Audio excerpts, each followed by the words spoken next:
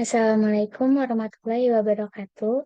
Perkenalkan, nama saya Dia Pitaloka Setiawati dengan nomor induk mahasiswa 64201603 dari kelas 64 6A 03 Universitas Dina Sarana Informatika.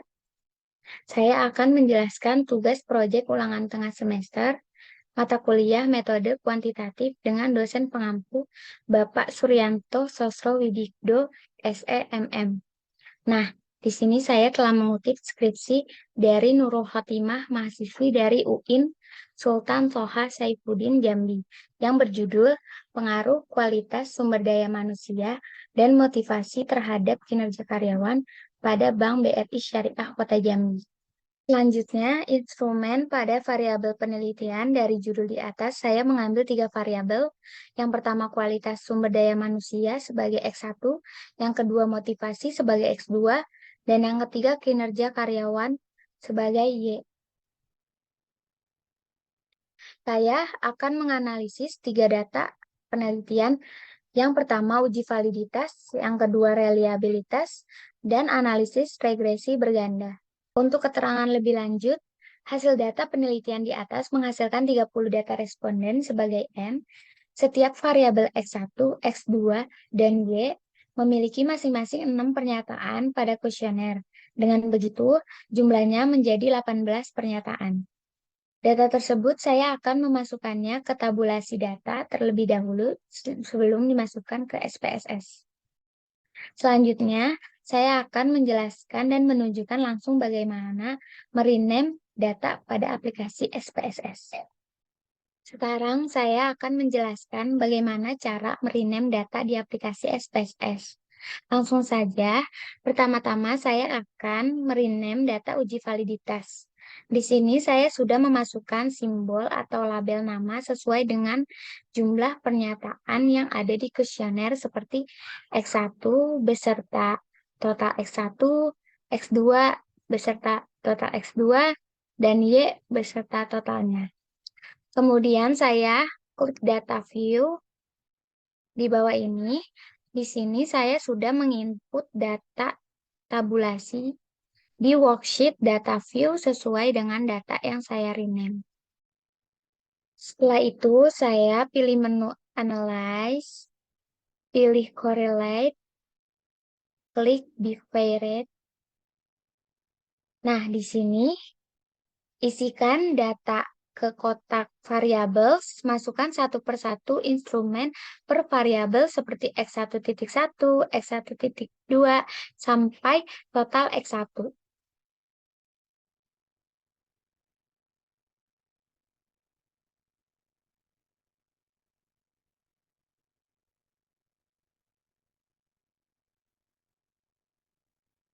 Jangan lupa mencentang kotak person dan flag significant correlance.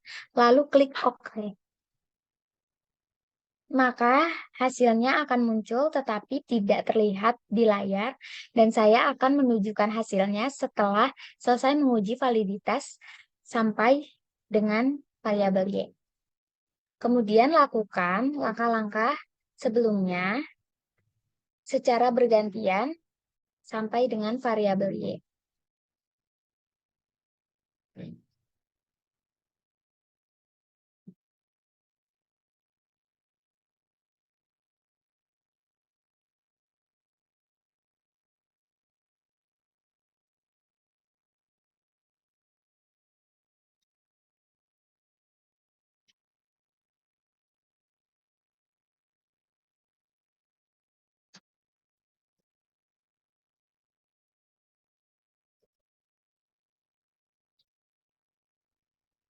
Maka hasil uji validitas X1, X2, dan Y data seperti ini.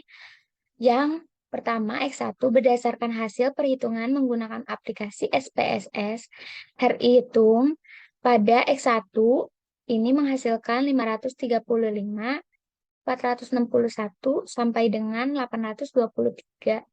Dari data menunjukkan bahwa R hitung itu lebih dari R tabel, yang mana N-nya yaitu 30, dengan taraf signifikannya menggunakan 5% adalah 0,631.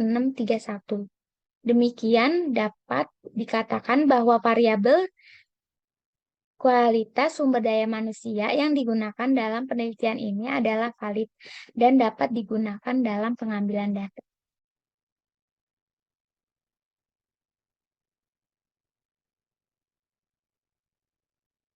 Selanjutnya, data variabel X2. Dari hasil uji validitas seperti yang disajikan bahwa semua nilai R hitung lebih besar dari R tabel, yaitu 0,631 pada taraf signifikannya 5%. Artinya setiap pernyataan berkolerasi dengan skor-skor totalnya dan data yang dikumpulkan dinyatakan valid dan siap untuk dianalisis.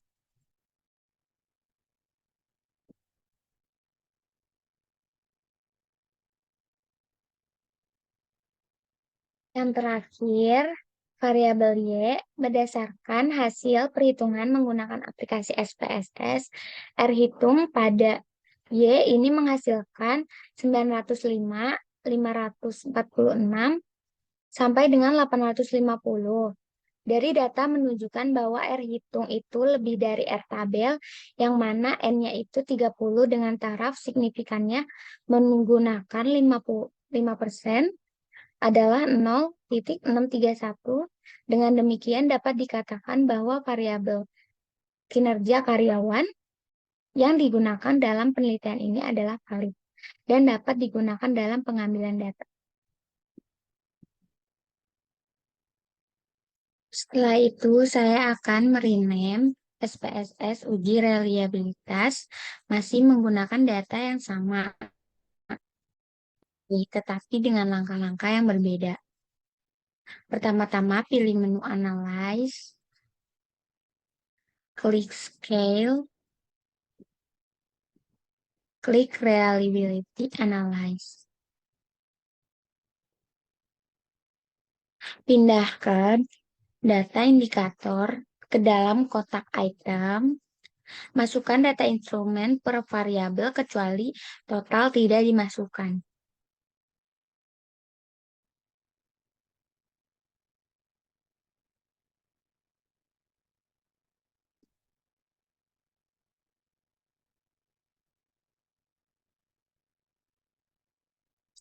Pilih menu alpha, klik statistik, centang items, centang scale of item delight, centang correlation, klik continue.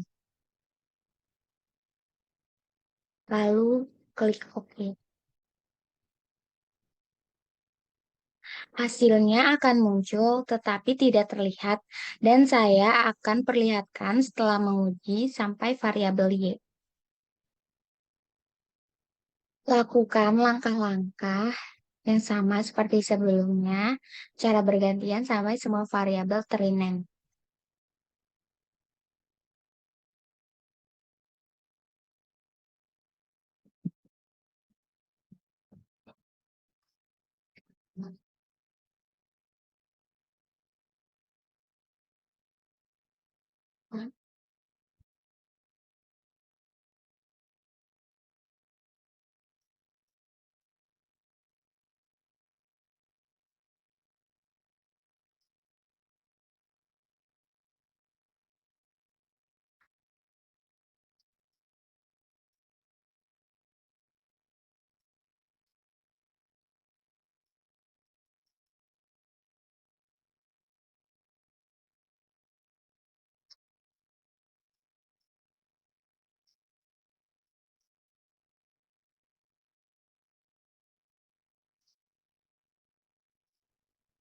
Maka hasilnya akan keluar seperti ini. Hasil dari variabel X1 yang mana nantinya akan dimasukkan ke data, yaitu reliability statistik Cronbach alpha-nya, yaitu 804. Dan . . . . . . . . . . . . . . . . . . . . . . . . . . . . . . . . . . . . . . . . . . . . . . . . . . . . . . . . . . . .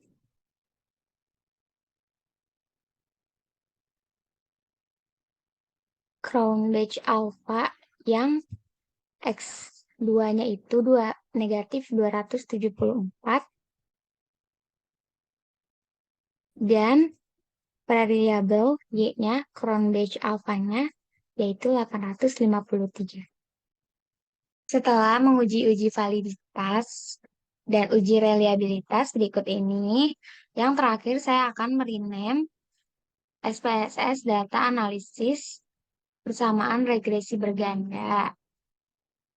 Ini saya sudah memasukkan simbol atau label nama sesuai dengan total pernyataan yang ada di kuesioner, seperti total kualitas SDM, total motivasi, dan total kinerja karyawan. Kemudian, klik data view.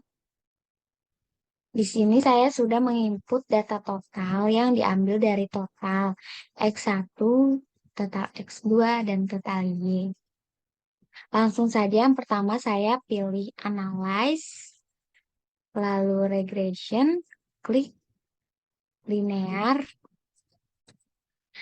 Nah, pada kolom Dependent, saya akan memasukkan variabel Y, dan pada kolom Independent, saya akan memasukkan variabel X1 dan X2.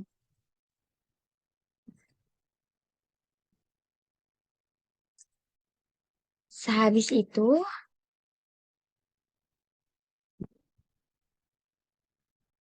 jangan lupa centang estimate, model fit, collinear diagnosis, dan Darwin-Watson. Klik continue. Lalu klik plots. Di sini ada kolom Y dan X. Lalu saya akan memasukkan spreadsheet ke kolom Y dan break ke kolom X.